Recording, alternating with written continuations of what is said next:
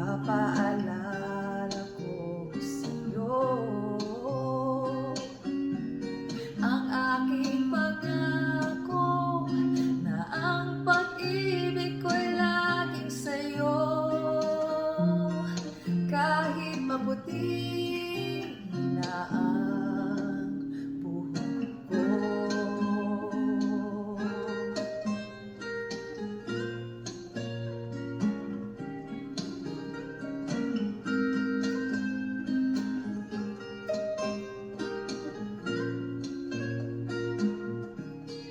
Ang nakalipas ay ibabalik natin.